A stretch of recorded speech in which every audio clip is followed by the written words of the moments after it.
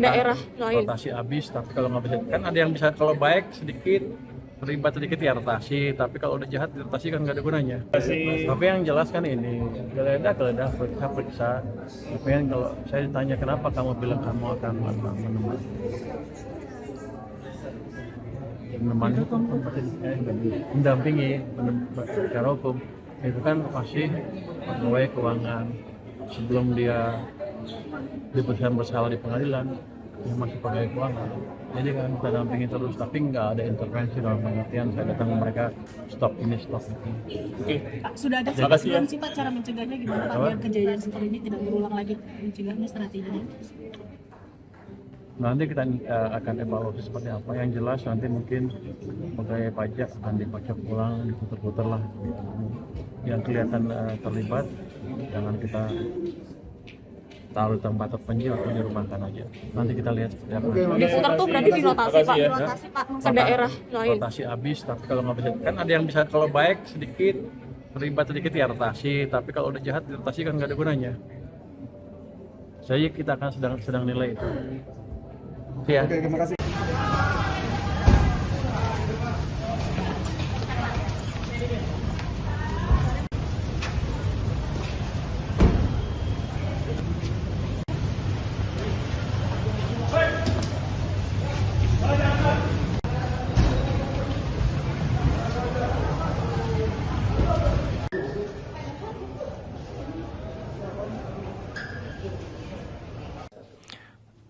Dalam lanjutan penyidikan perkara dugaan suap pemeriksaan pajak, hari ini penyidik kembali melakukan penggeledahan di kantor pusat Direktorat Jenderal Pajak, tepatnya di Direktorat Peraturan Perpajakan dan juga di Direktorat Ekstensifikasi dan Penilaian. Dalam kegiatan penggeledahan hari ini, tim mengamankan dan menyita sejumlah dokumen dan barang bukti elektronik, di mana dokumen dan barang bukti elektronik tersebut diduga terkait dengan konstruksi perkara ini.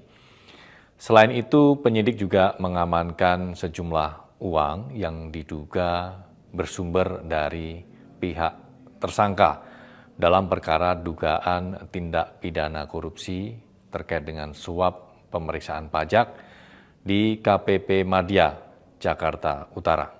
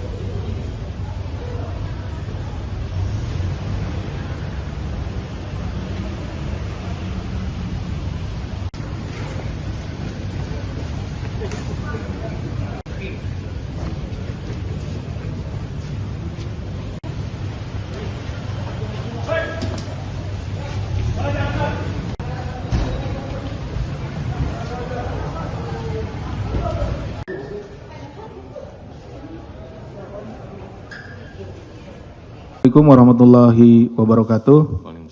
Selamat pagi dan salam sejahtera bagi kita sekalian. Yang saya hormati Mas Jubir, yang saya hormati, saya cintai dan saya banggakan rekan-rekan jurnalis yang telah membersamai kami tanpa lelah dan tanpa henti, tiada hari libur. Bahkan hari ini mungkin dari kemarin hingga pagi ini masih tetap membersamai kami di sini. Baik, pada kesempatan pagi ini kami ingin menyampaikan terkait dengan penangkapan terduga pelaku yang tertangkap tangan melakukan dugaan tindak pidana korupsi terkait pemeriksaan pajak pada Direktorat Jenderal Pajak Kementerian Keuangan periode 2021-2026. Pajak menjadi tulang punggung penerimaan negara untuk menopang pembangunan nasional, seperti kita ketahui seperti itu, dan pembiayaan berbagai layanan publik. Maka integritas sistem perpajakan menjadi hal yang tidak bisa ditawar lagi.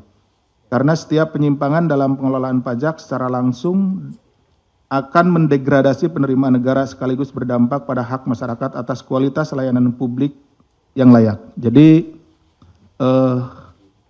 APBN, anggaran pendapatan dan belanja negara ini secara garis besar terbagi dua, yaitu pendapatannya dan belanjanya. Tidak ada dua sisi ya. Dari sisi pendapatannya salah satunya adalah dari pajak. Dan ada juga penerimaan negara bukan pajak atau PNBP ya. Nah, dari sisi pajak ini seperti mungkin kalau rekan-rekan sekalian membaca bahwa Presiden Republik Indonesia Bapak Prabowo Subianto sudah menyatakan di dalam bukunya bahwa ada kebocoran, gitu. Ada kebocoran pada saat penerimaan ya, atau pendapatan. Nah, pendapatan ini salah satu yang bocor ini adalah di pajak seperti ini. Jadi uang masuk sebelum masuk ini ke kas negara, kemudian bocor di sini tidak masuk ya. Jadi dalam bukunya Paradok Indonesia itu dijelaskan salah satunya seperti itu, sehingga ini akan menjadi kerugian ya bagi bangsa Indonesia. Kenapa? Karena negara tidak bisa menggunakan anggaran tersebut secara maksimal karena dari awalnya pintu masuknya itu sudah bocor. Sektor pertambangan merupakan salah satu penyumbang penerimaan negara terbesar melalui pajak, baik melalui pajak penghasilan PPH maupun pajak bumi dan bangunan PBB. Oleh karena itu, mufakat jahat untuk mengurangi pajak yang seharusnya dibayar ke kas negara adalah tindak pidana korupsi yang tidak hanya menimbulkan kerugian negara dalam skala besar, namun juga mencederai keadilan fiskal. Ketika masuknya sudah bocor, tadi kan ada dua sisi. Ketika penggunaannya, belanjanya juga, ini hal yang biasa kalau belanja itu, sering ya kita melakukan penanganan perkaranya, misalkan pembangunan infrastruktur dan lain-lain yang menggunakan dana dari APBN atau APBD yang kemudian pada saat pelaksanaannya itu bocor, dalam hal ini dipotong atau diambil secara tidak sah oleh oknum-oknum. Nah, ini sisi belanjanya. Nah, kalau yang saat ini dari sisi pendapatannya, awalnya gitu, sisi masuknya seperti itu. Modus-modus korupsi oleh oknum pegawai Ditjen Pajak bekerja sama dengan konsultan dengan mengurangi pajak atau kepentingan pribadi sudah sering kali terjadi. Celah kerawanan ini harus dilakukan perbaikan yang lebih serius agar penerimaan negara tidak bocor terus. KPK mengimbau kepada wajib pajak agar tidak segan untuk melaporkan kepada aparat penegak hukum jika mengalami adanya dugaan praktik-praktik pemerasan. Jadi ya ini antara petugas pajak dengan wajib pajak ya, di sana bertemunya di sana. Gitu ya. Sehingga terjadilah kong kaling kong gitu ya, meeting of mind-nya ada di sana. Nanti akan kita jelaskan di depan. Dengan catatan bahwa wajib pajak tidak dalam posisi berusaha untuk meminta pengurangan. Hal ini sebagai bentuk pengawasan sekaligus aksi nyata dalam menjaga kedaulatan keuangan negara. Oleh karena itu, penindakan yang dilakukan oleh KPK ini diharapkan memberikan efek jera dan peringatan tegas bagi para pihak agar tidak mencederai amanah sekaligus hak negara. Adapun kronologis perkaranya sebagai berikut. Pada hari ini, hari Minggu ya, tanggal 11 Januari 2026, KPK akan menyampaikan informasi lengkap terkait kegiatan penangkapan kepada para terduga pelaku tertangkap tangan melakukan tindak pidana korupsi terkait dengan pemeriksaan pajak di lingkungan Direktorat Jenderal Pajak, Kementerian Keuangan periode 2021-2026. Awalnya pada bulan September hingga Desember 2025, PT WP menyampaikan laporan kewajiban pajak bumi dan bangunan periode 2023. Jadi periode wajib pajak ini, PT WP ini melaporkanlah untuk pajak bumi dan bangunan atau PBB tahun 2023, dilaporkan di tahun 2025. Atas laporan tersebut, tim pemeriksa dari Kantor Pelayanan Pajak atau KPP Madya Jakarta Utara, ya. Nah, ini karena kantornya ini berada di Jakarta ya, di wilayahnya gitu, di wilayah kantor KPP Madya Jakarta Utara melakukan pemeriksaan guna menelusuri adanya potensi kekurangan bayar.